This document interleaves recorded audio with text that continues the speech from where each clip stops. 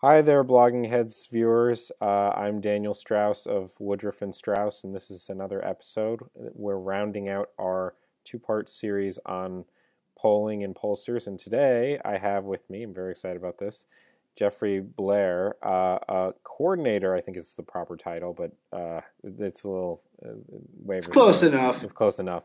From Ace of Spades Decision Desk. Yeah, I messed that up. Jeff, if you could It's the introduce ace. me. It's the Ace of Spades HQ Decision Desk. Ace of Spades HQ Decision Desk. Yeah, The yeah, esteemed Ace of Spades highly Decision esteemed, Desk, very prestigious. who Ben Smith just devoted a huge piece to, which is really impressive because Ben Smith at BuzzFeed doesn't write anymore. So this is big time.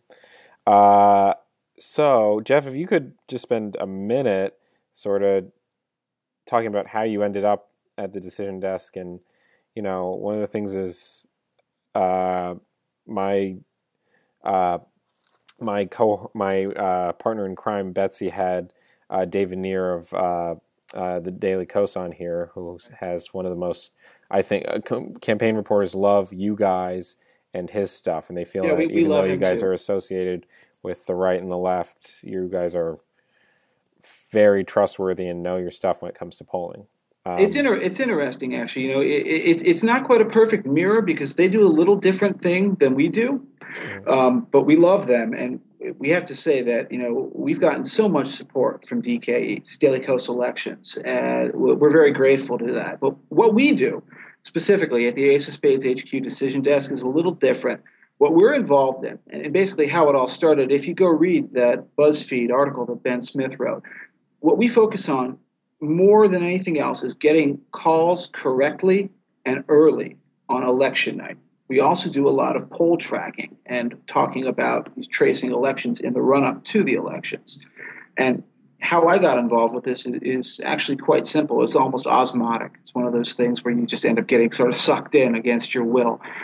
Ace of Spades HQ. It's ace.mu.nu, which is a very well-known conservative blog, and it has been for many years. I've been reading it basically since it started. I've been kind of their designated rhino pinata for a very long time, but it's my cross, and I'm happy to bear it.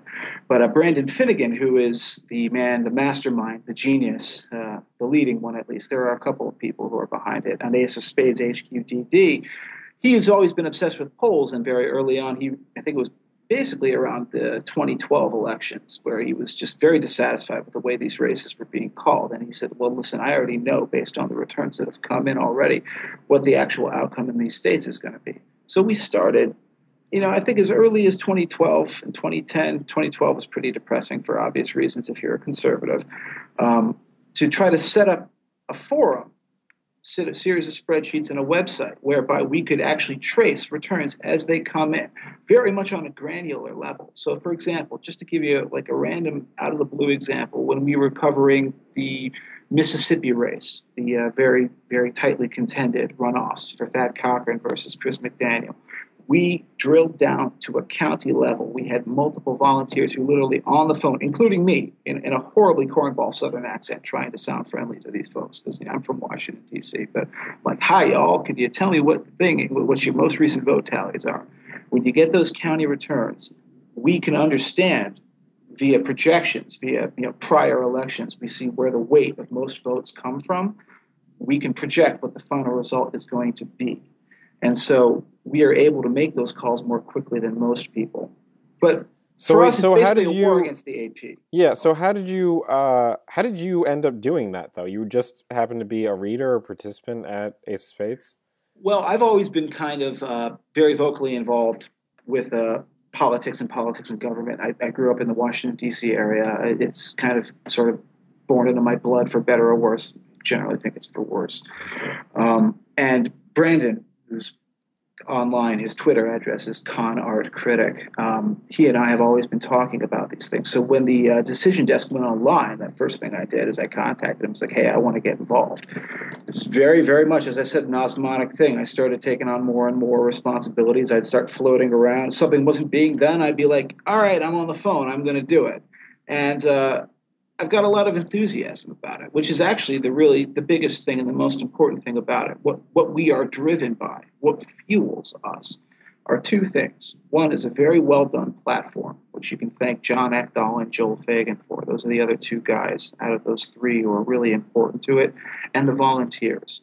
We have so many volunteers now, and we're always looking for more because we have to do this on a state by state. How many volunteers do you guys have? Geez, it varies from race to race, but we are trying to get up to, I think only, at this point, we've probably got 250 to 300 people, which is obviously variant because, people make commitments and then they're not always able to show up on the day, so you can't really assume it. But when you're dealing with a national election as opposed to just a few primaries, it's obviously so much more complex. So it's like 50, an order of magnitude, basically times 50, because you got 50 separate states you got to worry about, and sometimes actually multiple races within those states.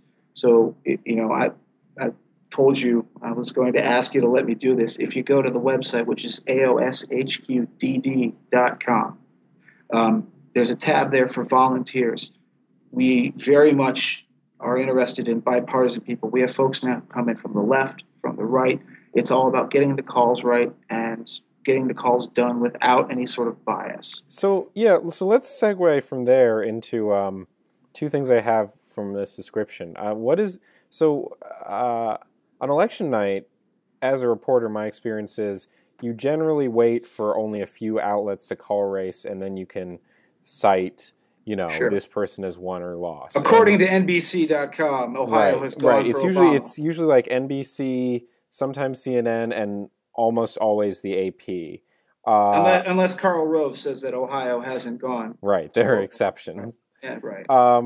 What is your experience with repeatedly trying to beat the AP, which remains even with the rise of Politico and the hyper emphasis on being first to every little bit of news, no matter a lot of the time if it's really inconsequential or not.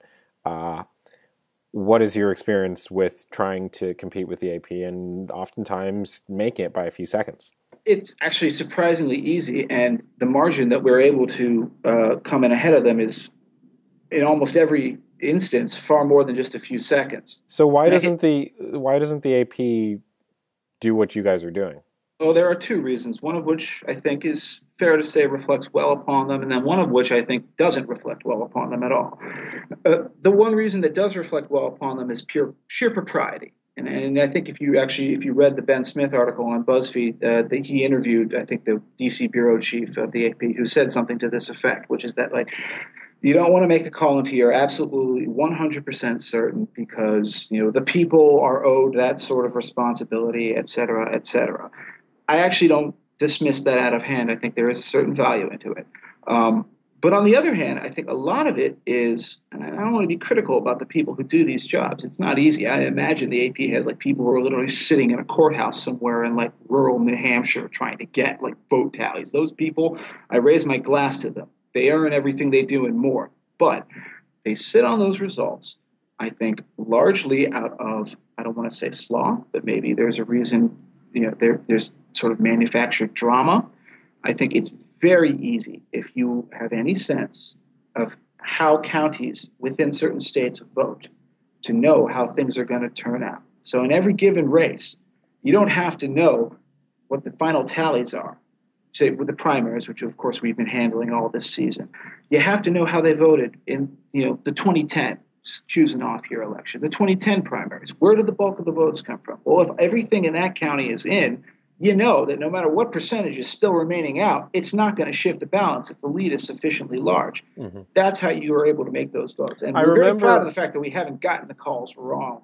There's only one exception, which is Mississippi, which has just been bonkers all around, which everybody agrees. I remember during the night of when Eric Cantor lost his primary, and a lot of the really hardcore campaign reporters, the wonkiest ones, the guys who know counties in Virginia or something, they started saying it had to be.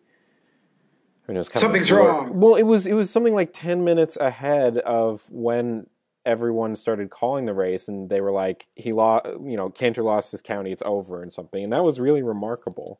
Right. And they were right, and they were right when. I remember going into that night.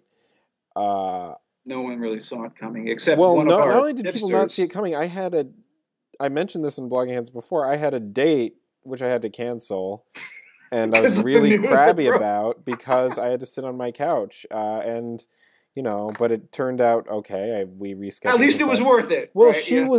she thought she didn't believe me at first, but then she saw that I was busy, and it gave us something to talk about, and it worked out after that. It's a lot better when I had to cancel our date yesterday because of the 18-inning Nationals game, and then the Yeah. Nats ended up losing. Was Right. was that yesterday or 2 days ago? It was 2 days ago, but it feels like it was 2 years I bet it ago. does feel like it was yesterday.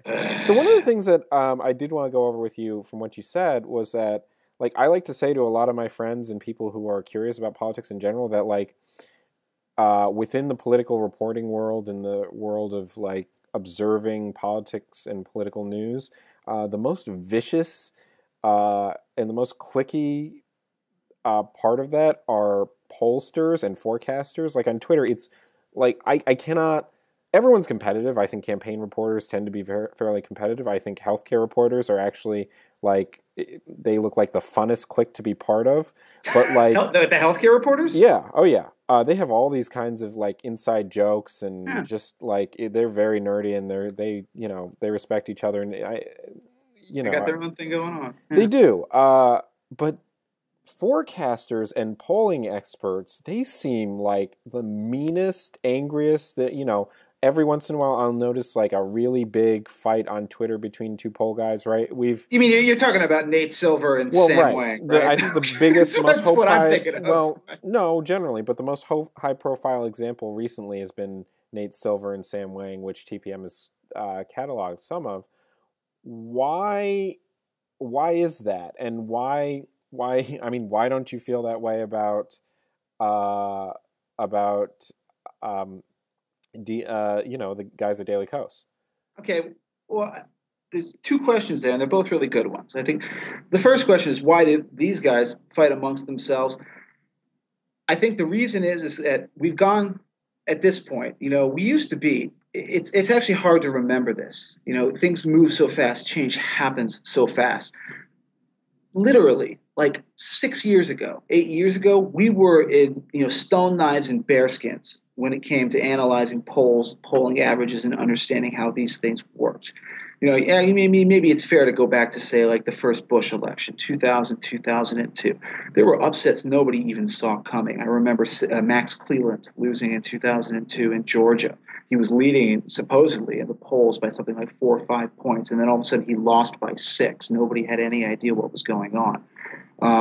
But now with the massive quantitative data and the massive polling, sometimes often very bad polling, this is something we're going to talk about in a second, some very poor polling, you've got various competing models that don't just take in all the numbers. They apply different weights to them. They say, well, this poll is more worthy of being considered, and this one is crap. All right, and I have the same biases myself, as we'll get into. Is it bad to have those biases? No, I don't think it is. I think you've really got to be very skeptical about certain polls because at this point, it's not that hard to come up with, let's just call it the Blehar poll. Hey, it sounds Blehar. That sounds nice and official. Blehar poll of Illinois says that Bruce Rauner is beating Pat Quinn by 10 points, And who the heck is going to question it if it's telling you something you want to hear? So you have to be very, Real Clear Politics has a very, strict rule about what polls it's going to allow into its polling averages. So do we over at AoSHQ. I know Nate Silver does his pollster rankings, which I think are pretty good. So I think that has a lot to do with some of the back and forth. You have different competing mathematical models, which leads to territory fights. Now, the reason that we don't share that same thing, say, between us and between people over at like David Neer and Jeff Singer at DKE, or even some of the polling experts. Dave Wasserman is a great friend of the blog over at Cook. The reason is, I think, is we are united, especially us in DKE, in our orientation. We are the outsiders. Everyone knows we are. We accept it, and we're basically David's going up against Goliath. Goliath, in this case, isn't, the pollsters. We actually have a lot of friends within the polling community. Goliath, rather, is the AP, the people who do the vote tallying. That's what we're more concerned with. The polling averages, that's something we care about very deeply, but at the end of the day, our bailiwick is tallying the numbers, getting the data on election day, and getting it reported as swiftly and as accurately to get as early and accurate a call as you can. So that's why I don't think we have those rivalries. Mm-hmm. what about I mean, one of the interesting things also that you sort of alluded to there is that what's the best way to sort of, if I'm just moderately interested in polling and not like obsessed with or politics and not obsessed with it like I am, how do you consume partisan polling? Like Near's favorite pollster is PPP, and a lot of the people who say that say, you know, they may be democratically aligned, but they call it really well. How should we? What's the best way to assess and really understand polls that tend to lean a certain way, but maybe have a good track record? And is there also sort of a right-leaning ancillary to PPP, or does that even not matter? Is that a dumb question to ask? I don't know if it matters, but you talk about polling rivalries within that community, and you bring up PPP, and the thing that actually comes most immediately to mind for me is Nate Cohn versus PPP. And if you recall, they had when he was back writing for, I believe it was the New Republic, and now he's at the New York Times at the Upshot. He's another guy who I'm very fond of.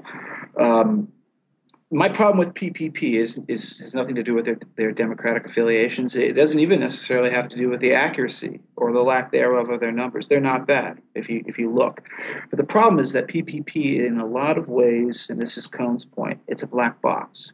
It's you can't understand how exactly they arrive at the weighting for their numbers. You know, when you take polls, you have to do demographic subsamples. You have to make sure that, like if you're doing North Carolina, you have a certain balance of African American voters, a certain balance of women voters, a certain balance of this or that. And a lot of times PPP will come up with numbers that end up looking like, oh, that makes sense. And then you drill down and you're like, well, okay, how do they get that from this? And then they kind of add their own private special sauce. It wouldn't be a bad thing. But the problem is that they're just, to his mind, to my mind, I think Nate Silver has made the same point. They're just not very clear about how they arrive at the answers that they arrive at. And no matter what your results are, if you don't show how you got there, you don't show your work, it's a bit like cargo cult science. So my favorite pollsters, and this is a subject that we were going to talk about, my favorite pollsters inevitably end up being the ones that really show their work and allow you to drill down on demographic levels, even on regional levels. And as it happens, because of that, more often than not, they end up being state pollsters, people who just stay within their states and know their states like the backs of their hands. So who are those pollsters that you really like? Well, the pollsters, I'd say I'd name four. Three of them are state pollsters. The three that are state pollsters are the field poll in California, which has always been the gold standard. People don't talk about it that much anymore, simply because California, to be perfectly honest, isn't that competitive on a statewide level these days. Marquette University in Wisconsin, the Marquette University poll, we love it. I love it. And the reason you love it is that regardless of the numbers they put out, man, their regional breakdowns just are to die for. You can see where the numbers are coming out of, whether they're coming out of like Green Bay and Appleton, Dane County, Milwaukee, whatever, in a state that's so contentious. Ann Seltzer in Iowa, the Iowa poll. It's the one she does for the Des Moines Register. It's been the watchword for reliable Iowa polling for years, and there's a reason for it. And then there's one national pollster that I think that I know Brandon and I both have a lot of appreciation for, and that's Marist. Mm-hmm. I think they're really Marist. Okay. Marist is a really good pollster, and people don't talk about them as much. But I really like their numbers, and even when they tell me things that I don't like to hear, I am going to take them very seriously. There are a lot of bad pollsters too. I don't want to impugn anyone's integrity, but I wouldn't take a Gravis result farther than I could throw it. Right. Yeah. It's just go on. I don't like Gravis. I don't like most of these sort of fly-by-night organizations. Illinois is terrible in that sense that there's a lot of polling in Illinois, but there isn't a lot of good polling in Illinois because the really good pollsters, for whatever reason, just seem to eschew the state, and we don't know why. We Ask America, not a fan of that. All right, Survey USA. Really, you're not a fan of We Ask America? I feel like they do that. They poll Illinois races all the time, and they don't poll them very well. Okay. If you go back in 2012 and you look at I hope I'm going to have to check. I hope I haven't made a fool of myself here. But my memory is that WAA's polling numbers in a lot of those Republican-held seats in 2012, remember they were redistricted, that really brutal redistricting by Mike Madigan in the state Senate. the WAA numbers had them all up, and of course they all ended up losing by terrible amounts, basically because they've been drawn new districts. Now, maybe that's just a one-cycle aberration, but I'm not a huge fan of theirs. So, what are yours? Which ones do you like? Pollsters that I like. We at TPM, we definitely look at track records a lot. So right now we have a polling average sort of section of our website. We trust those. Everyone does these days. Yeah. Yeah, the races that I'm focused on right now make Marist really useful. I'm covering the Wisconsin governor's race, and that's a poll that we like. Well. Yeah, the one thing I don't like about Marist is that they tease out their results. So they well, that's just headline grabbing. Yeah, they announced the day before that they're coming out with this thing, and then they tweet some of the most boring results. And our poll, like the guy who puts, they won't give you the top line until the very end. We have a staffer who puts in poll results, and it annoys the shit out of him because he's just sitting there on Twitter waiting for the final. And then actually Suffolk, I like a lot. They usually have really interesting results, and they seem pretty reasonable. If you think I should be more cautious with them, I'd love to hear your thoughts on them. I think they're neither here nor there. I think another one that's interesting to mention is Quinnipiac. Quinnipiac obviously does a lot of polling, and in the aggregate, they're not terrible, but they're so bouncy. They go up, they go down. It's kind of like the way Gallup used to be a couple cycles back, where it was just like, it looked like you were looking at the EKG of a person who was having a heart attack. It was going up and down like that. So it was difficult to get a reliable sense of where the race stood until you kind of looked at it in retrospect and you're like, okay, well, if you look at the clusters, they're not too bad. But, I think Suffolk is okay. I don't have a strong opinion about it, to be honest. One of the most interesting things that you mentioned was Gravis and Gravis had a bad fortnight, right? Yeah. Because Gravis showed that Mary Burke in Wisconsin was up by about 5 points over Scott Walker. And that would be huge news because that would be, I think, one of the biggest leads that Burke had. And not only that, but very different from every other right. poll. And that contrast, that was what I think the proper term is, just a clean outlier, right? Because clearly that's not what the other polls were showing. A lot of outlets went with that and wrote it up. And, it's a good story. It would have been a clean outlier if. Yeah, but it's a good story if it was a pollster that the forecasters and the guys I trust said had a better track record, but they said I would be very cautious about this, and that didn't happen. So we were cautious about that poll. I want to get your sense of one other thing. I don't want to interrupt you, but you were very right to be cautious about that poll because maybe you missed this. They corrected it. They went back. They corrected it, right. And that's the thing that if you have to ask for a mulligan on your polling because you didn't. First of all, you didn't look closely enough at your sub, your breakdown before you let's talk about it. what happened there. So they said they had this result, and then they went back and they said, "Well, it turns out we polled too much in the Milwaukee area or something." Milwaukee County, yeah. Yeah, Milwaukee County, and so we're going to go back and redo it, right? And so I interrupted you. That's not how it's supposed to work, man. How is it supposed to work? It's supposed to work where if you poll one county at a different time than you've polled the rest, for all you know, who knows what's happening in the news cycle? The rest of the parts of the state might have moved on. Yeah. You're going to get a different sample. You're going to get a different number. So it was. And I was, of course, I follow all the pollsters. I'm sure that you do on Twitter too. And everybody was just talking about this, kind of rolling their eyes, saying, listen, if you've got to ask for a redo, and they aren't the only ones who've had to do that, by the way. I think it was, I can't remember who it was who did New Hampshire polling. I think it would have been New England, something like New England University or something like that. Yeah. Had to say, hey, our polling in New England College. There you go. And our polling for New Hampshire 1, New Hampshire 2. Hey, we're pulling that back. We're going to redo that. Well, if you feel like you've got to do that, then I feel like I can't trust you because you should have made sure you knew what you were doing before you released those numbers in the first place. Gotcha. So let's move away from talking just straight polls here. What is Sure. I mean, the Wisconsin gov race is really interesting, right? Because Absolutely. it's a very close race. We're at a point in the cycle where most of the close races are finally starting to show their true shapes, and like Right. They seem to be one switching one way or candidate is starting to move away from the other one. People like with North Carolina, it's more and more Michigan, being regarded. Well, yeah, Michigan is even worse. right.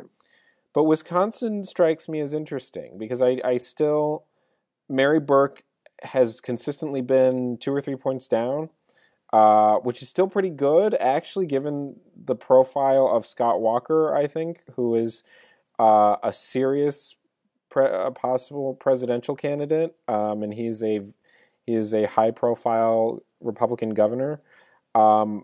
What is going on as far as you know, and is the race over? I mean, because my personal rule, based on no real science at all, is that it's really hard to knock off incumbents, Right. and you have to, if you think you're going to win a race versus an incumbent, you have to have a 2 or 3 point advantage at least. So, like in Pennsylvania, this guy Tom Wolf. I was about to say, it's hard to knock off incumbents unless you're Tom Corbett. Wolf is beating Governor Corbett by something like, I mean, polls range, but somewhere between 20 to 15 points. It's pretty clear he's going to win. Okay, it's going to be a chainsaw massacre. It's going to be awesome. Yeah.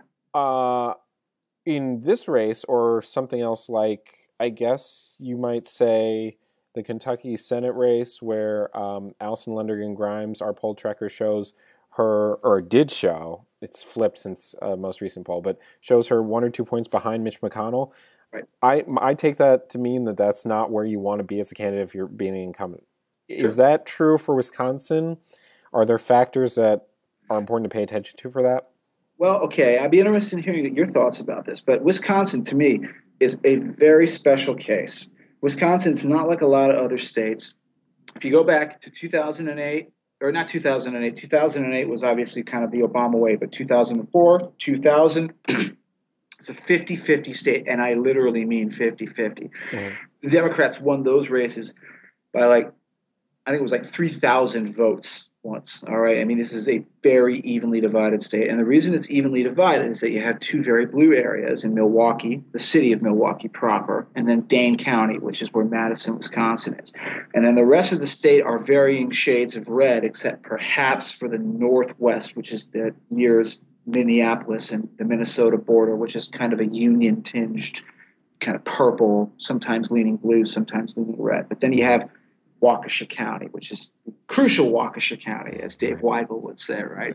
It was just blood red. In fact, blood red isn't even sufficient to convey just how damn red that place is. It's redder than most southern states. It's actually very special that you don't usually see those kinds of high concentrations of high population Republicanism. So you end up with a very evenly divided state. And a lot of people said, well, why isn't Walker leading by more than he ought to lead? He's only ahead at the best by about 5 points, 3 points, sometimes even. And the reason is because you're never going to get a better lead than that. The days of Tommy Thompson, rolling up 57, 58% margins are long gone, okay? He has a very partisan agenda in a lot of ways. Republicans adore him for it. The Democrats loathe him for that. The middle of the road is a very small sliver, and there isn't even very much of them, and they seem to be tilting towards Walker. So the race isn't over yet, but I do think that when all is said and done, Walker's going to win by margins that are similar to his 2010 victory and his recall election victory. Why is that? Why is that? Because, first of all, because the polling averages show it. Now, I'm actually going to go pull up what do we have here on the decision desk. And if you look at our gubernatorial averages at AoSHQ DD, we've got Walker ahead, I believe, by 5 points on average. Mary Burke has about 45.6, and Walker has 49.2. So it's actually more like 4 points, 4 percentage points. Now, he won his first race and his second race in the neighborhood of about 5. I have seen no reason to believe that isn't going to be where things end up shaking out at the end of the day. And the reason for that is that although he's a divisive person in the sense that the people who hate him really, really, really hate him, um, there hasn't been a lot of scandals despite, these investigations. There are a lot of people who've wanted to stick things on him, but they haven't managed to sort of stick to him. He's got a bit of a Teflon coating. And in a very divided state, he's managed to stay on the right side of that divide in a way that, say, Tom Corbett manifestly has not managed to do. Or even Rick Scott, for that matter. So the one thing about, one thing I want to touch on with that is that there are, it's remarkable to me that there are two tier 1 2016 presidential candidates who are Republican governors who have been dogged by these sort of scandal implication things. But to me, the John Doe investigations that are Scott Walker's scandals are much harder to do damage to him than the Governor Christie and Bridgegate sort of things, simply because it's really hard to explain what John Doe is. Right. And scandals only really stick and damage you as a candidate if they're memorable and they can be condensed into 1 or 2 sentences max. So I'm kind of skeptical even that Bridgegate will probably hurt Christie in the long run, but it's much easier to explain to a voter than John Doe 1 or 2, and the fact that there are 2 John Doe investigations make it harder, I think. I think scandals also stick to a candidate if they reinforce a pre-existing image about that candidate. So the reason Bridgegate hurt Christie, even though apparently he was just recently exonerated of some sort, is because it reinforced an image that had already existed of him as a bully. Wait, right? He was so. They said they found no evidence of it. Right. You're right. They said they found no evidence and they went back. Right. Who knows? Yeah, I mean, I understand. Who knows? Maybe they'll come back and say, hey, we found something. Now you're under the gun. But the reason that Bridgegate scandal stuck to Christie is because he had previously, before this ever happened, acquired that rep. He kind of skirted and gotten away with it because, he carried himself the way as being like a big kind of brawling guy who just pushes his way around and, plays hardball. He played hardball virtuously up until that point. But then all of a sudden you say, oh, he's shutting down bridges because people won't support him. And the light goes on in your head and says, oh, well, that makes sense, right? Right. This Scott Walker thing, as you very correctly pointed out, it's rather esoteric. It's like somebody was fundraising for the Club for Growth. And, nobody understands campaign finance scandals anyway, okay? Right. So, yeah, I agree with that. Also, the other thing about Christie is that he had a lot of enemies in the Republican Party, particularly on the base, on the sort of the right-leaning base, who just do not like his moderate credentials and were looking for any reason to take him down. So they weren't going to jump to his defense as they would for someone like Walker. They were just more than happy to let him stand there and laugh and watch him burn, So in the end, it's your bet is still that Walker is going to win. Walker wins, and I say he wins by about 4 or 5%. What do you think? Do you think it's going to be narrow? That you think Burke has a chance? I'm most curious about Walker.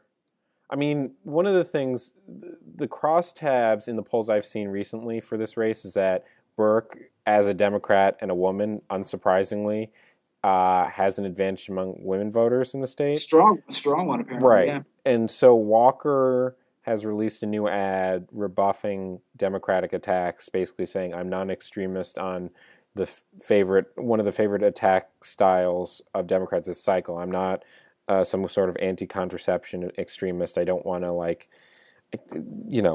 I don't want to take all of your abortions and contraceptions and just make you into baby farms. All of the abortions. All of the abortions. All of them. Right. I'm curious about why. Are those attacks so effective? They definitely were effective in North Carolina, but if he has a 5-point lead and, according to the Daniel Strauss rule of candidates, if you want to knock off an incumbent, you better be leading by more than a few points. Right. It seems like he's okay. Shouldn't he relax? Or maybe he shouldn't. Well, Walker's got a couple of things in mind. He doesn't just want to win. He certainly, I'm assuming, he has his eye on running for the presidency and running for the nomination. And if he just ekes out a win by 2-3 points, people are going to say, well, hey, you're Tim Pawlenty Mark II. You could barely win your own state. Why should we listen to you? Incidentally, I think, by the way, one of the reasons why that ad works for him, what he can say, hey, I'm not trying to take away all of your birth control. is a reason why he's not going to fare, in my opinion, so well when it comes time to run for the presidential nomination in 2016, because he is very mild and Midwestern. I've never seen him raise his voice. I was living in Madison, Wisconsin You're saying in it's an 2010. indictment to be a Midwesterner, man? Well, hey, look, I live in Chicago. I'm marrying a girl from I'm from the Chicago, Midwest. I gotta right? call foul on that though. I gotta quibble with Well, that okay, one. but The you know current what? president is sort of a If you live in Midwestern. Chicago, if you come from Chicago, Daniel, then you know full well that there is a big difference from a guy who comes from Chicago and a guy who comes from, Wisconsin area. Go Packers. I It's a think that very different mindset. You know what I'm talking I about. do. They got that Scandinavian thing going on there, Right. kind of verging into Minnesota. I mean, honestly, the one sort of skepticism I have about Walker also is I can't, and correct me if I'm wrong here, I don't know if he's lost a race before. Never. Nope, can't. Well, probably won't be president then. Think about everyone who's Does become it doesn't know how to fail? You mean? Yeah, you have to Yeah. lose a race if you want to run. If you want to run for president and win, John Huntsman hadn't lost a race, if I'm not mistaken. So when it was John time Huntsman, to lose a race, it was the presidential one. You have to lose it. Clinton lost races. Yeah, a lot more Reagan problems lost with races. that. Obama Right. lost races. Bush lost races. You have to lose a race if you're going to be president of the United States. That's just part of the game. So what you're saying is you're getting on the Mitt Romney 2016 bandwagon? Is that what you're telling me?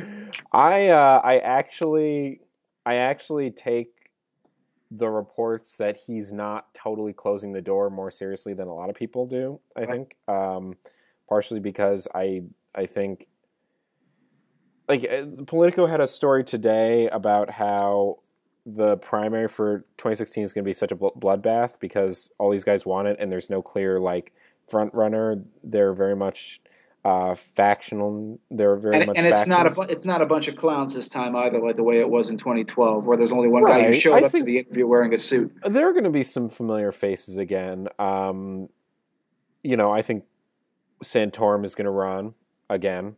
I'm sure he'll run. I doubt he'll get much traction.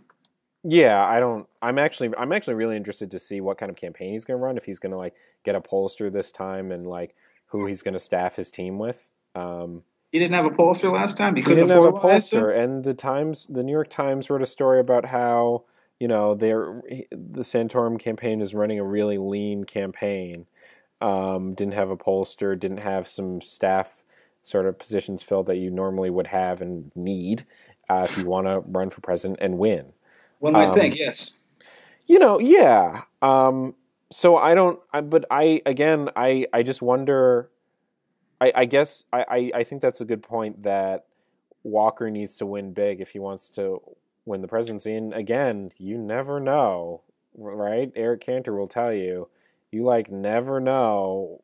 Well, Cantor didn't see it coming, which is the difference. Scott Walker knows he's had a target on his back since the day he signed Act 10. Well, I mean, is that totally true? Because didn't Cantor spend a lot of money, like $2 million or something, in his primary, but it was all in negative advertising? The postmortems I saw said that, speculated that was a big factor, so it upped David Bratt's name recognition. Cantor had I've talked to some people who, have some inside information on that campaign, and they said, he wasn't asleep. He did take the challenge seriously, but it's it goes to the point that you had made earlier, is that he hadn't run a competitive race for so long. It's kind of like what Pat Roberts is having to deal with now in Kansas. He just doesn't know how to do it anymore. So as you said, he ran these negative ads, and instead of talking about what he brought to the table, all he ended up doing was going negative on Dave Bratt, raising his ID and basically, validating him as a potential alternative. But more than that, even though he took it seriously, he clearly didn't take it seriously enough. I have not talked to anybody who seriously thought, that Cantor was going to lose. On the inside of that campaign, they thought, okay, we've got a problem. The problem's in hand. We're going to win by 20, 15 points. We're going to be fine. They just had no idea. Mm-hmm. Walker has an idea. He knows how tightly divided the state is. He knows how hard he's got to run. It's possible he could lose. You certainly don't want to rule that out. But whatever happens, it's not going to be like he didn't see it coming the way Eric Cantor didn't see it coming. So the big thing we gotta move on. I want to close on this really quickly. But the biggest sort of scandal recently, I don't know why I'm putting air quotes about, was that there was large chunks of text on Mary Burke's website that had been used by other campaigns, and this was It's a blamed. meta scandal, really. Yeah, and this was blamed on a staffer who had worked on these other gubernatorial campaigns. How?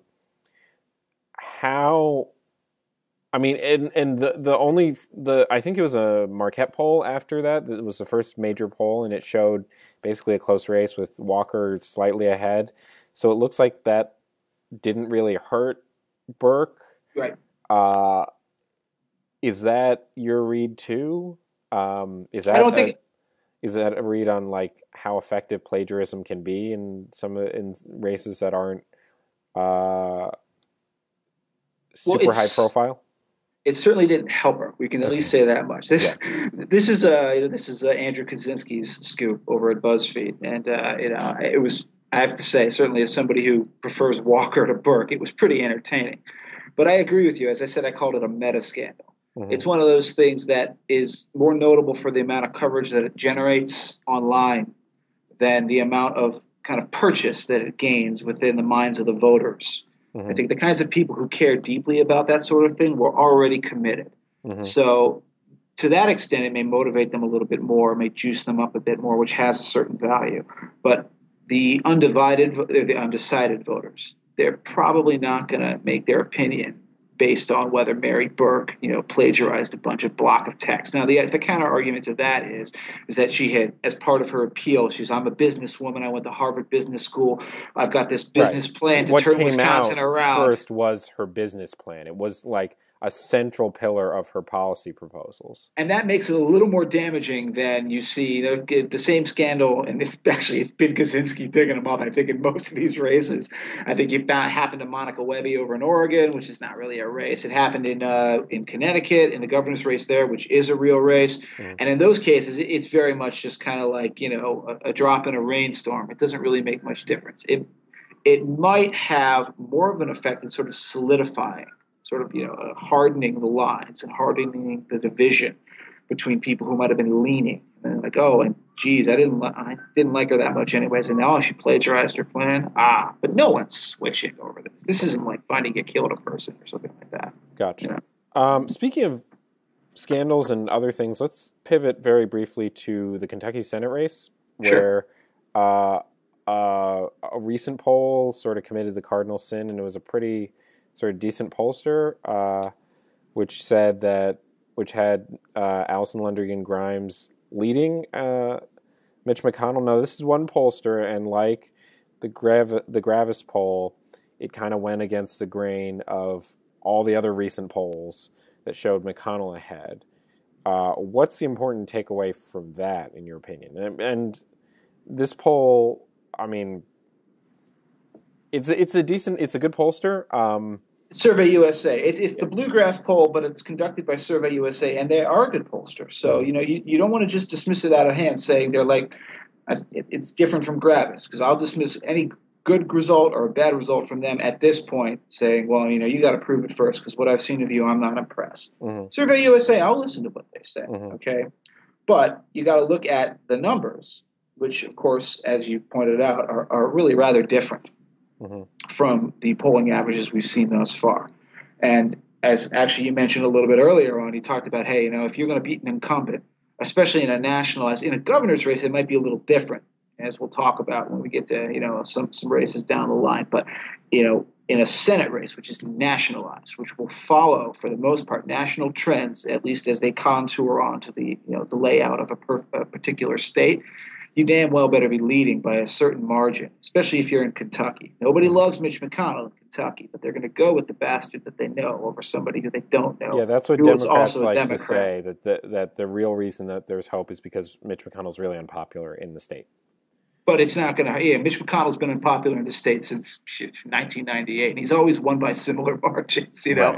It's just in 2008, I think he actually won by only like 53-47, something like that. I remember on election night they said McConnell's race is too close to call, and I was like, what? And that's when I educated myself about it. So I see the poll. I think it's a real outlier. I think it's very good for Grimes in the sense that if a poll like this had not come out, her funding would have dried up right quick. So she's probably very happy for it in the sense that it saves her campaign at least for another week or so. Who knows? There's not a lot of time left, but this will keep the money coming. So in that sense alone, it's a boon for her. Mm-hmm. Okay, let's go to the two most. By the way, before we move on, what do you think about it? Do you think it portends anything, or do you have the same view of it that I do? Just using your nose I for know. news. I'm thinking here, and I should have an opinion on this. If you don't have one, feign one. I don't really know. Mitch McConnell is such a pro as a campaigner, and he's been doing this for so long, but it's not good news, and it really does pretend to, like, it's not the situation you want to be in as the top Republican in the United States Senate who's poised to become the majority leader. If I were McConnell, I would take this poll and just sort of the annoyances of this race with. I would be pretty pissed about that. Like, if I were McConnell, I would still expect to win because I'm the incumbent. It's Kentucky, and it's a Democrat, and she, like, in the last 36 hours, she's been getting battered on coal, which is not good in Kentucky. But at the same time, McConnell, a lot of McConnell's enemies came out in this race, including, people who want to curry his favor, his former campaign manager who wants to curry his favor to help Rand Paul in 2016, to a primary challenger who proved to be quite annoying to McConnell but not a serious threat, to a strong Democratic opponent. If I am McConnell, I may not be worried I'm not going to win, but I am definitely reflecting on what to take away from this cycle and why it was such a pain for me. I can tell you this much: Mitch McConnell's team is going to lay down in traffic for Rand Paul in 2016, right up until the point that Paul. You think so? It's the deal. I mean, Paul getting involved early, throwing his support behind McConnell so vociferously, having Jesse Benton, who's the campaign manager that you're referring to, go out and work with him. I mean, there's no other way to interpret that other than, like, hey, you scratch my back, I'll scratch yours. So I have no doubt in my mind that McConnell's going to be hooking up Rand Paul with all of those donors. I mean, he's definitely not going to, right, he's definitely not going to be backing Ted Cruz. And I'm sure McConnell would love to help another candidate bash Ted Cruz in a Republican primary. A Senate Majority Leader has the ability to engineer all sorts of situations where one particular senator or another can look good or look really stupid. So if Mitch McConnell is the Senate Majority Leader come next January, just, we'll see what happens, right? But don't be surprised if all of a sudden Rand Paul is getting a lot more marquee moments and spotlight appearances, and I'll bet you that will be part of the deal that they've made. That's my guess, at least. Well, I think that would be the takeaway if we see that, for sure. Yeah. Let's switch to two of the most interesting and surprising gubernatorial races right now, which is the Massachusetts governor's race, where Martha Coakley looks... The golden touch. Martha Coakley, who once again came in as a heavy favorite, looks like she's in serious trouble. And just today, Mike Bloomberg announced that he was going to help boost Coakley's already well-funded opponent, Charlie Baker. I missed that news. So Bloomberg's backing Charlie Baker. Bloomberg's going to infuse some money into businessman Charlie Baker's campaign, and I say that because Charlie Baker has already got a lot of money, and it's a little bit of an issue for Coakley. And then the Illinois governor's race, where for a long time it looked like the exact opposite of Pennsylvania, where Pat Quinn looked like he was in serious trouble, but recent polls have shown Quinn to be eking ahead, which is weird because Quinn is not the most exciting guy. And have you been back here recently? Right, and exactly. He is. I mean, the thing is about Illinois, there's a serious pension crisis, which is the most boring of boring topics to talk about, but it's really bad. And he's suffered from this. I mean, it doesn't come out in the data. It comes out in the raising of income taxes is what was really, right. And dealing with the pension Quinn crisis. was also, as it happens, the lieutenant governor to one Rod Blagojevich, all of which would stack together and would make sense that like any fool could come in and knock him out. But Quinn is doing okay. Martha Coakley is doing okay, which is bad for Martha Coakley in deep blue Massachusetts. So to what do we owe these explanations? The people I've talked to say a few things about Coakley. They say that it was a divided primary, which hurt her and left a bad taste in a lot of Massachusetts voters' mouths.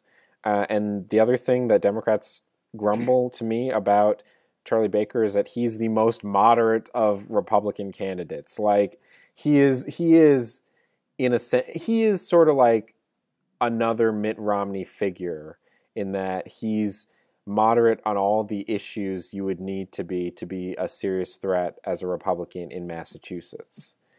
And I mean, Coakley lost this big race before, man. You know, she's King Midas in reverse. Everything she touches. I gotta be honest. I wasn't as in consumed with politics then, but I still remember the Boston Red Sox thing. I mean, like, it's like being in Chicago and be like, I'm not gonna eat a Chicago dog. That's disgusting. It's like, it's just something you don't do. It's like going to Iowa and saying, I'm not going to the Iowa State Fair. I hate their fried butter there. It's like being in Chicago and rooting for the Cardinals. All right. No, it's not even that. It's like, it's worse. It's like being in Chicago and saying New York is a better city and expecting to run afterwards. Like, it just touched on this really, really deep, sensitive spot. And yeah. I still remember that. But I mean, Coakley's still in this. She's still strong, but she's not doing as well as she should be. So why do you think these two races are where they are? Like, we know what's going on with Corbett. We know a few of these other races, but like Massachusetts and Illinois are really the fascinating mysteries right now. Right. I agree, actually. And I think starting first with Massachusetts, I think it was actually Scott Brown who joked. He was on a radio appearance with somebody back in it was 2010 when Baker was running against Deval Patrick. He's like, yeah, Charlie's not the most charismatic guy in the world. Really? Yeah, he said it was like joking. They were kind of having fun with it, but it kind of just got kidding on the square. You know what I mean? Like, you're telling a joke, but you're also telling the truth. Right. But it's better to be not the most charismatic guy in the world when the person who you're facing off against is an actual authentic black hole of charisma. Martha Coakley, I don't know what it is about her. Bless her heart, I'm sure she tries, but she doesn't seem to know how to try the right way. She has no ability to connect with the voters on that state, and you think it wouldn't be too hard as a Democrat. Now, a lot of people, especially you go to places. Of course, I read like Daily Kos and election blogs and places like that too. And the Democrats will say like, Massachusetts has always had this problem. They don't elect women. They've always been sort of this kind of a crypto. Well, they do, but they do elect. They do, Elizabeth Warren, one of the most high-profile senators out there. To the governor's race. So you're right. But you're right though. But you know what? Elizabeth Warren, that was the first, to my knowledge, first time a woman had ever been elected to higher office in Massachusetts. Jane Swift had actually been a Republican governor, but she was a fill-in. Paul Cellucci left to take an ambassadorship during the Bush administration. So and then Swift, who was like horribly unpopular, took her place. She couldn't even get the nomination again. That's where Mitt Romney came into the picture. Mitt Romney faced off against some woman. I believe her name was I can't remember, Shannon something or another. Okay. She lost. All right. The other thing is that Massachusetts, we look at Deval Patrick. He's been in there for almost 8 years now. He will have been. And because we have this kind of bias towards recency, we think, well, that makes sense. He's a Democrat. It's a Democratic state. Massachusetts does not actually elect Democratic governors that often. Prior to Deval Patrick coming in, Democrats hadn't held that office since Michael Dukakis back in 1988. It had Bill Weld. Then he had Paul Cellucci. Then he had Jane Swift. Then he had Mitt Romney.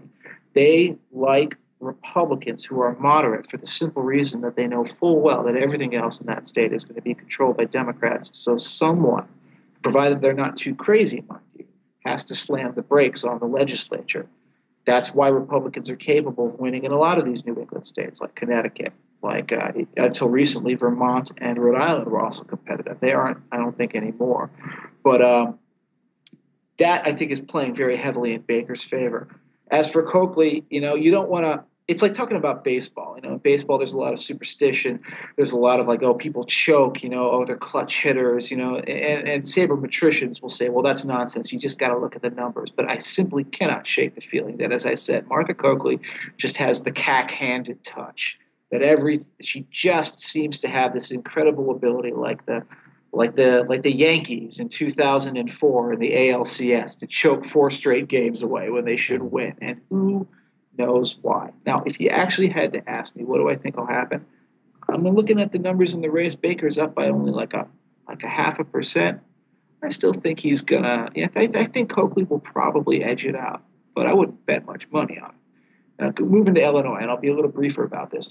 Illinois is a super blue state. They used to have a tradition of electing Republican governors, but demographically things have shifted since then. Quinn is about as popular as smallpox and cholera combined. But Rauner is a businessman. He's got that sort of 1% versus the 99% thing going on against him.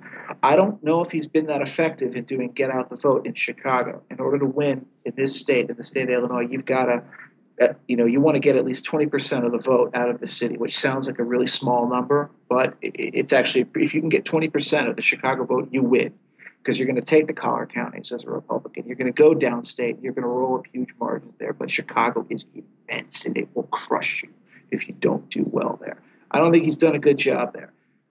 I still look at an incumbent who's, even when he's ahead of Rauner, is pulling about 41%, and I say, nah. Now, you say an incumbent who's at 47%, that guy will win.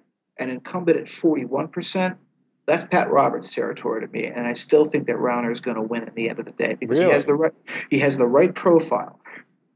Pat Quinn won his primary in 2010 against Dan Hines, who's the state comptroller, by 3,000 votes.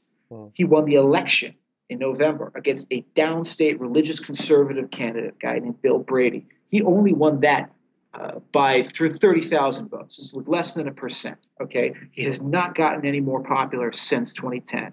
All right, in 2010, at least he was kind of a blank slate. So I do not see how he is going to increase on those margins. I don't think it's going to be anything other than a 2%, 1% race at the end of the day. But I do think Rauner wins. And you have a different feel on that? Why there's been a flip in the polls for Quinn lately? Is it clear?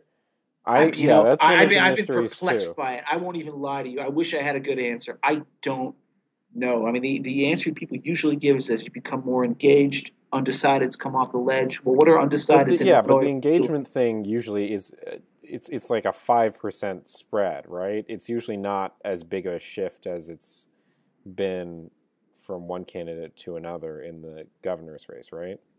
Well, but the thing is, in a state like Illinois, when you get people voting Republican, that margin of victory is a lot of people who are only weakly Republican.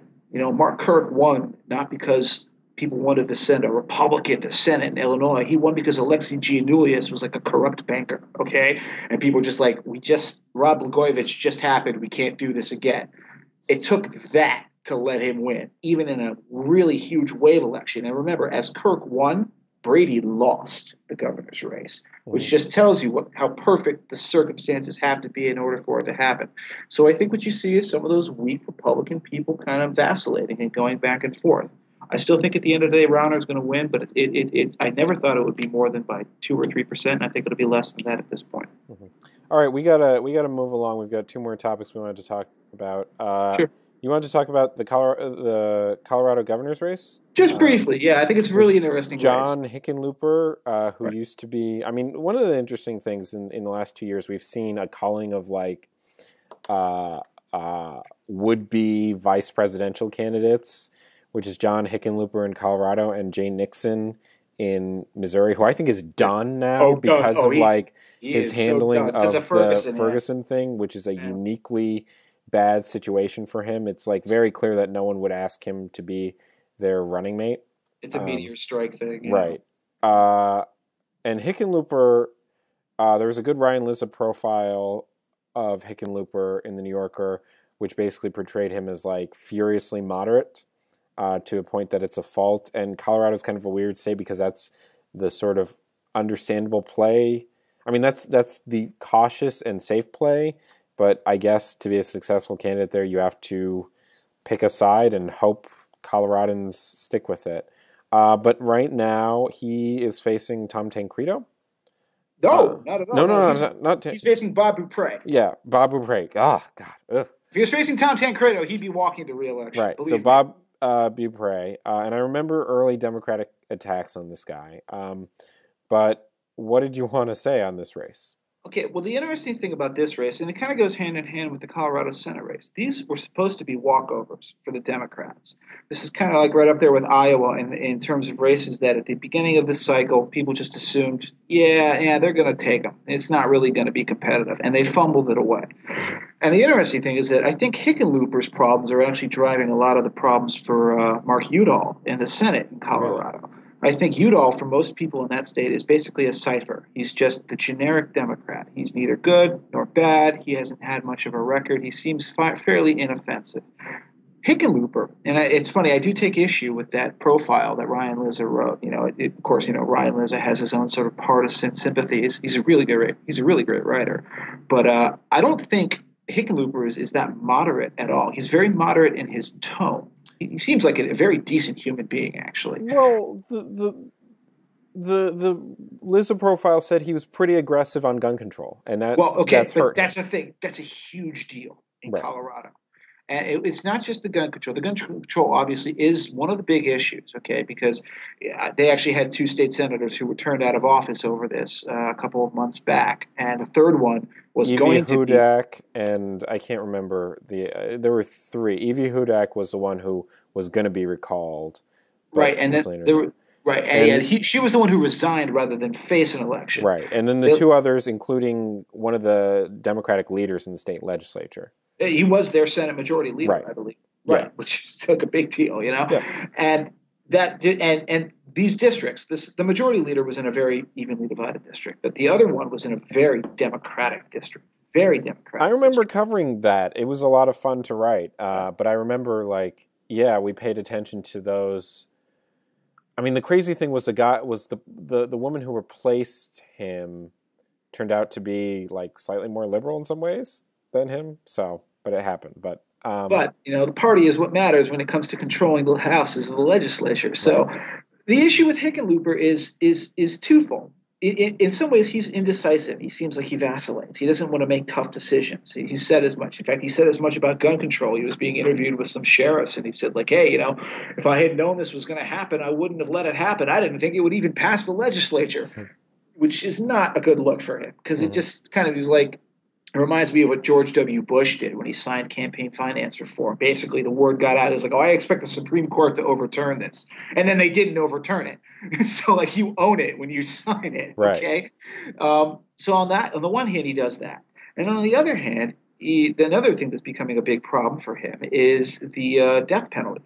There's a big case in Colorado. There was a man who murdered a bunch of people, including a couple of kids.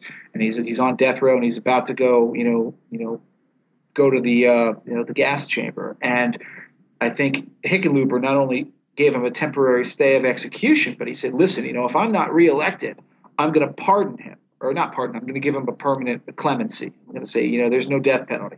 These sorts of things, this is like a crime that, is kind of almost like the Aurora shooting, in Colorado. It was a big deal to people. And it crystallized an opinion that a certain number of people in that state have of him as sort of being temporizing and not being entirely straightforward. And then the other problem is that I do think he's a genuinely decent guy, and I think he actually has a real hatred for running a negative campaign, which is harming him. If he was willing to go negative in a way that he absolutely has not, he might be doing better, all right? He will not go negative on Bob Beaupre in his advertising the way I think he really ought to. Because he made a very famous pledge when he was running for election in 2010. He says, all these negative ads, they make me want to take a shower. And he stepped into a shower wearing a full suit. I don't know if you remember that ad. It was very well known. Yeah, I remember that. He's kind of putting himself on the record saying, I can't do that. So even if he wanted to, he's stuck with this, I've got to run a positive campaign thing, which is harming him, frankly. Falling on his sword. And again, these are such close races. I think I remain eternally pessimistic about Colorado. It's been very much a Lucy yanking the football thing. uh, uh, for Republicans over the last several years. Even before the presidential results started swinging to the Democrats, the statewide ones were frustrating us. So I don't, even though the poll numbers show both candidates are leading, I still feel in my gut that the Democrats are going to eke it out. That's Because my he's an feel. incumbent, and low information voters, when you get into the voting booth, they just don't want to deal with. They don't want to think about this. They just want to. Also, because of some of the peculiarities of Colorado being a mail ballot state, Mm, it's not an election day state where you say, "Well, damn it, I've had enough. I'm going to go show up and go pull a lever." You mail your ballot in. Most people do. There's very little in-person voting, and mail voting has been shown statistically, across the board, it increases Democratic margins. They have better turnout operations. They know what they're doing. They are very good at early voting, get out the vote, especially when it comes to mail-in ballots. So I think that gives a very real hidden advantage to Democrats in not only in Colorado, but in other states that have the same thing. Washington, Oregon are very much the same way there. gotcha. Um, so you think it's an interesting race. You don't know. Who knows? I mean, it's as big as coin toss. Like I can put a thumb on the scale and say Joni Ernst is going to win in Iowa. I literally I have no So I earthly idea who's going to didn't win in want to Colorado. touch on Iowa, but it's like that and Kansas are the hottest races ever. So why don't we just, because we're already over time anyway, why don't we just Ernst briefly. wins, Roberts loses. There you go. That's my Ernst opinion. wins, Roberts loses. That's the CW right now. Yeah, I go with the CW. Um, I definitely think that Roberts is in serious trouble for a lot of reasons. We just reported today that like the NRSC is not putting money into that race. His numbers, he can never get above 41, 42%. What do Right. you do? You know? With Braley and Ernst, I mean, the interesting thing about that race, it's close. It's not as close as it should be. Ernst is leading. Our poll tracker shows her leading by, I think, about 3 or 4 points. The interesting thing about that race is that the explanation, the crosstabs I've seen consistently, which is that it's not that one candidate has stronger unfavorables than the others, but people are just more excited about Ernst than they are Braley, and it's not so much that this big, I mean this horrible gaffe where Braley says, Farmer is this, right? right. He warns about Amir Farmer becoming chairman of the Senate Judiciary Committee to a closed door fundraiser in Fundraiser in Texas Texas, yeah. of trial attorneys. It's Yeah, it's a that bad at the look. end, Ernst, that a lot of Iowans find Ernst exciting.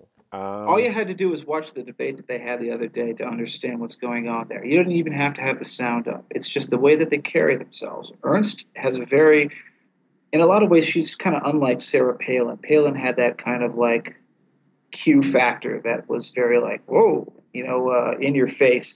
Ernst has a very crisp, professional, kind of vibrant thing going on. Sometimes it isn't backed up with her rhetoric, to be perfectly honest, but it's exciting. Whereas Bruce Braley just looks like, I think to be blunt, he's frustrated. As he's just another trial attorney, is what he looks like. And I'm a trial attorney, so I you're don't a want to make. trial attorney. I'm a I'm litigator. I'm not sorry. going to I'm make fun sorry of to him. imply that Right. you guys Oh, are we're basically scum. So okay. Um, so that's it. And now sometimes on Woodruff and Strauss, we like to let one of our hosts do a big rant at the end. go for it. I've been waiting for a rant for a little while on the Michigan football program, which has been particularly glum in this last week. And let me just lay out the situation. Uh, Michigan football, the Big Ten is not the best conference anymore, and the University of Michigan, once essentially the gold standard of college football, has fallen from uh, heaven and is very far from there now. We don't win a lot. We don't win in the Big Ten a lot, which is not good because it's not the strongest conference anymore. And most recently, we had this horrible weekend where we kept our backup quarterback in, who had a foot injury, and he suffered a really hard hit to his chin and was clearly was wobbling around and clearly in trouble. And they kept him in the game. And it was very clear to everyone at the big house that this guy, Shane Morris, should have come out. Our first-string quarterback is not great either, and the coaches decided to keep him in. And it was a bad call. It was essentially, when you get right down to it, a staff member of the University of Michigan putting in danger the health of a student. And on top of that, it was a staff member who hasn't brought results to a football program that demands results and has high standards, hasn't been bringing them lately. But that's only part of the problem. The other thing was that we have this athletic director right now who a lot of people at Michigan don't like, because he's been trying to monetize everything and make everything shiny and make a buck off of everything, essentially. So we have this situation right now where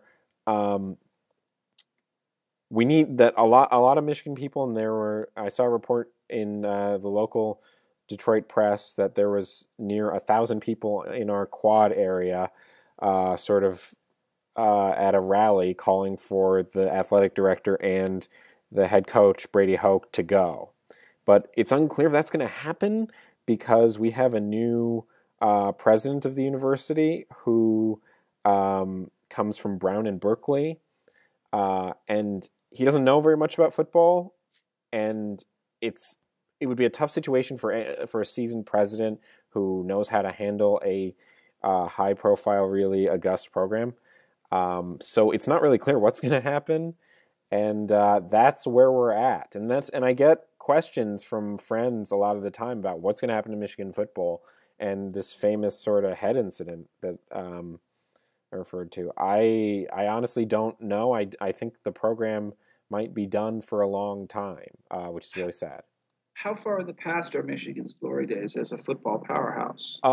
So 2007 was our last really good year, but it wasn't a great year. The last time we won a BCS Bowl was in 2011. We won the Sugar Bowl, which is okay. It's not great, but other than that, it's been really rough. We've not dominated the Big Ten. Michigan basketball has shined more, and it's really kind of shocking to sort of watch this, because you're really watching like the end of an era, and it's kind of akin to seeing.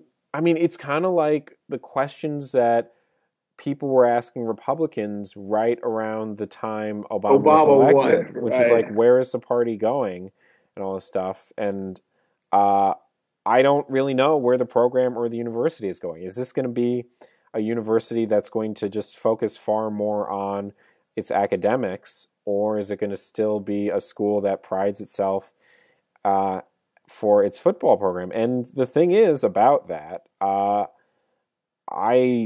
understand, I think there are good arguments for and against college football, but Michigan is a very diverse school, and the problem with the school is that a lot of kids don't hang out, so all the rich Asian kids just drive around their BMWs and hang around with rich Asian kids. All the kids from in-state only hang out with the in-state kids, and something like football is a big unifying force, and we're probably going to lose that if Michigan stays bad.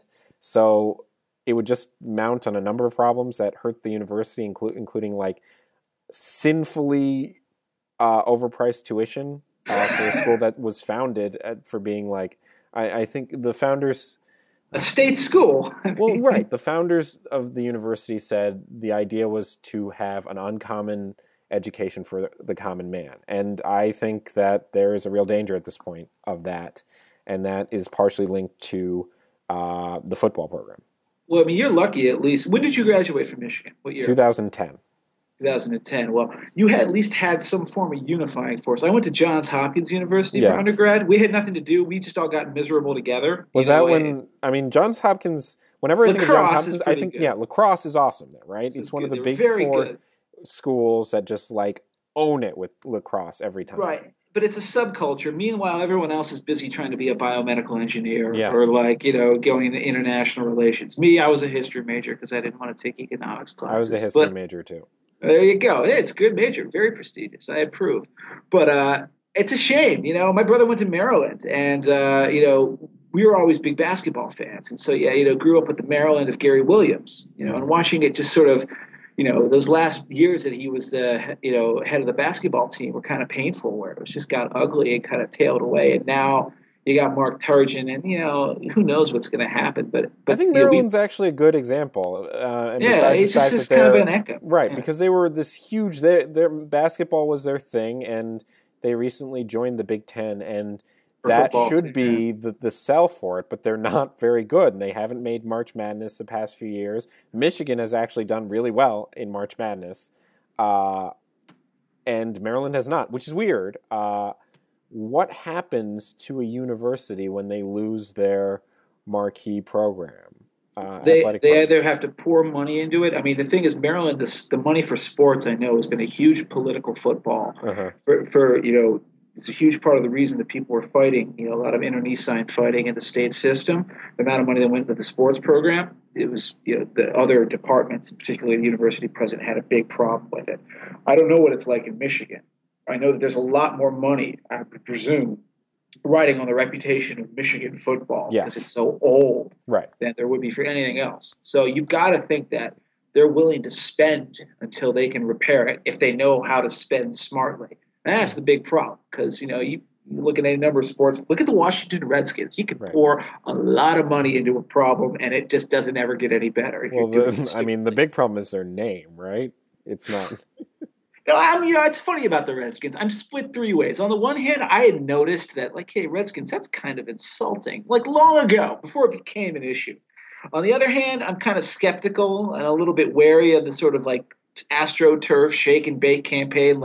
Nobody talked about this 2 years ago. Now everybody cares. Yeah. But on the third hand, I really hate Dan Snyder with it. I think part of it is just the hatred for Dan Snyder, actually. I hate that son of a bitch. And anything bad that happens to that franchise, I am in favor of. I grew up in D.C., and I loathe them. And it's just a weird place to be. So let the chips fall where they may. Yeah. I'm in Chicago now. I don't care anymore. Well, I spend every day of my life missing Chicago and wishing I could just move back there in a second.